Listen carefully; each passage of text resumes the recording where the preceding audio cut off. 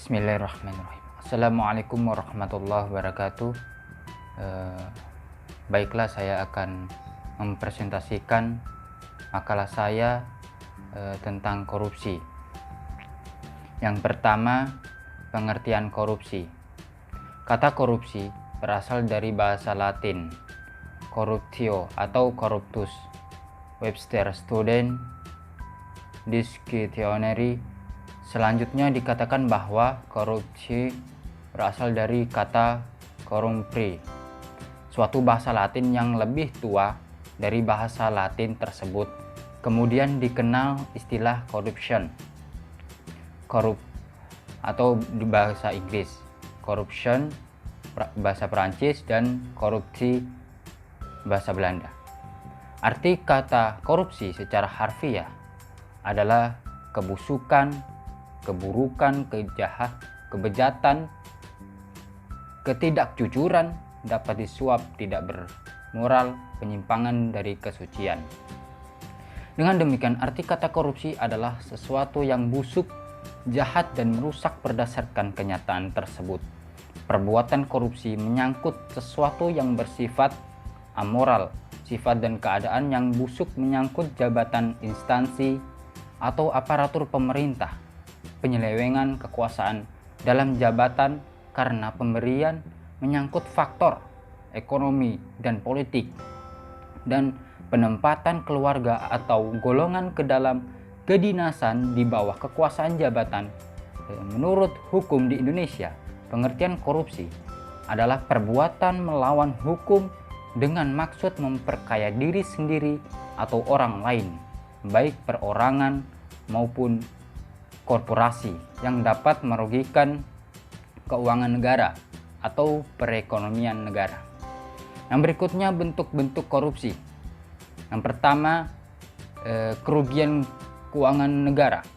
Secara melawan hukum, melakukan perbuatan memperkaya diri sendiri atau orang lain atau korporasi dengan tujuan menguntungkan diri sendiri atau orang lain atau korporasi, menyalahgunakan kewenangan, kesempatan, atau sarana yang ada. Yang kedua, suap menyuap.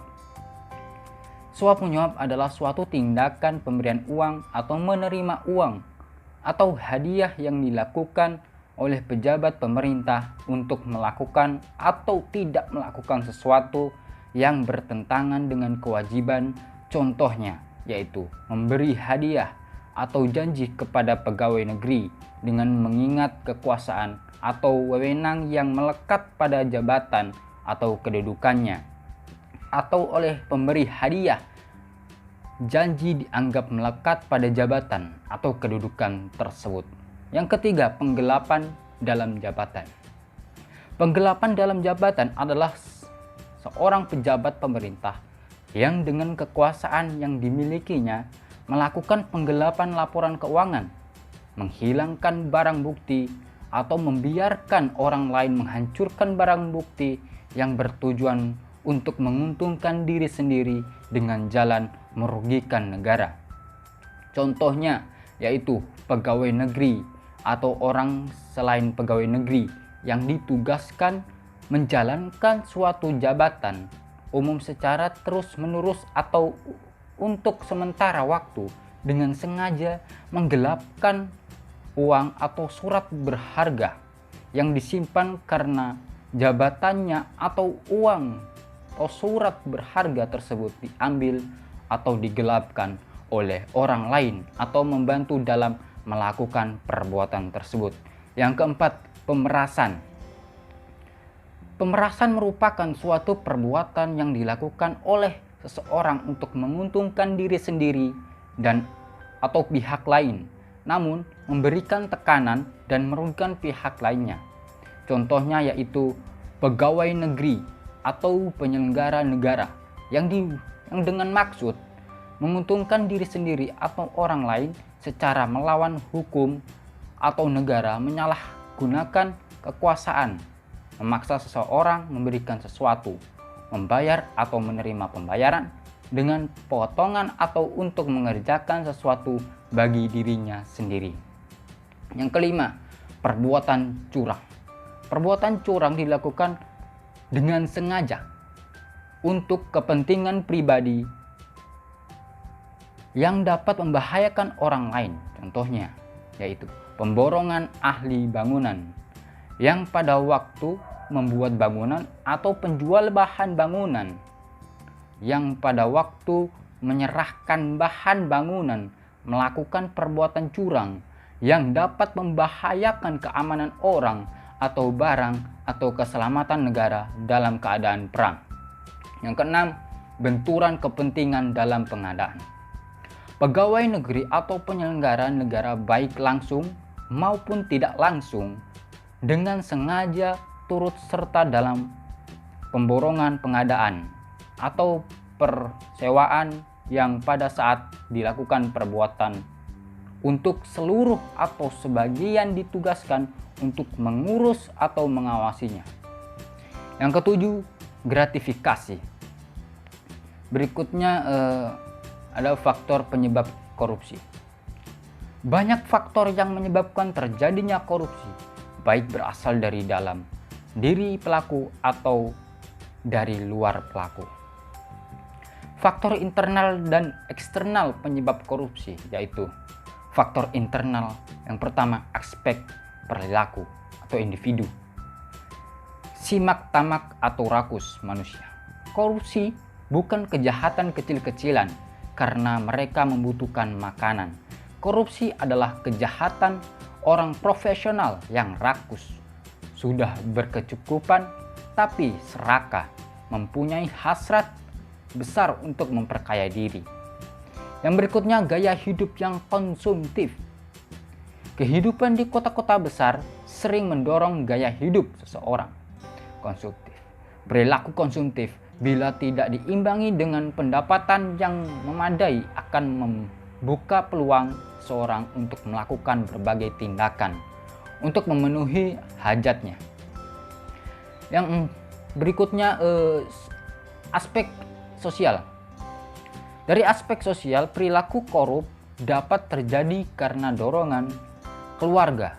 Kaum behavioris mengatakan bahwa lingkungan keluarga adalah yang secara kuat memberikan dorongan bagi orang untuk korupsi dan mengalahkan sifat baik seorang yang sudah menjadi traits pribadinya.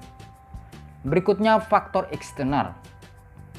Aspek sikap masyarakat terhadap korupsi.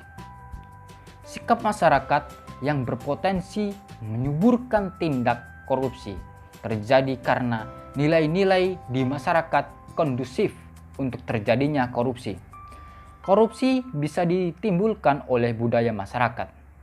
Berikutnya, dari aspek ekonomi. Pendapatan tidak mencukupi kebutuhan. Dalam rentang kehidupan, ada kemungkinan seseorang mengalami situasi terdesak. Dalam hal ekonomi terdesak, keterdesakan itu membuka ruang bagi seseorang untuk mengambil jalan pintas, di antaranya dengan melakukan korupsi. Yang terakhir adalah strategi pemberantasan korupsi. Yang pertama itu, kita harus mengenal lebih dekat korupsi. Kita, rakyat, perlu belajar mengenali korupsi. Salah satu sebab mengapa korupsi sukar diberantas karena baik pemerintah maupun anggota masyarakat kurang memahami dan mengenali secara baik jenis-jenis korupsi yang sering terjadi dalam masyarakat dan pemerintah. Jangan sampai kita berteriak berantas korupsi, tapi tidak sadar bahwa kita sendiri sebetulnya sering melakukan korupsi, ibarat maling teriak maling. Yang kedua, mengetahui hak dan kewajiban yang berkaitan dengan pemberantasan korupsi. Kita perlu mengetahui dan memahami hak dan kewajiban kita, terutama yang berhubungan dengan pemberantasan korupsi. Kalau kita tahu aturan mainnya atau proses hukum, kita tidak mudah dibohongi oleh oknum-oknum yang terlibat korupsi. Sebaliknya, kita bisa melakukan pengawasan atau kontrol sosial dan berperan serta secara aktif menanggulangi maupun mencegah korupsi. Yang ketiga, kerjasama dan komitmen. Dalam memberantas korupsi diperlukan kerjasama antar negara, terutama untuk kasus korupsi lintas negara. Kerjasama bisa dilakukan secara bilateral atau dua negara regional, negara-negara dalam satu wilayah, maupun multilateral, banyak negara. Yang berikutnya ada peran serta masyarakat memberantas korupsi. Korupsi sungguh menyebabkan krisis kepercayaan. Korupsi di berbagai bidang pemerintahan menyebabkan kepercayaan rakyat dan dukungan terhadap pemerintah menjadi minim. Padahal tanpa dukungan rakyat, program perbaikan dalam bentuk apapun tak akan pernah berhasil. Ya, demikian presentasi saya terkait korupsi. Sekian. Terima kasih. Wassalamualaikum warahmatullahi wabarakatuh.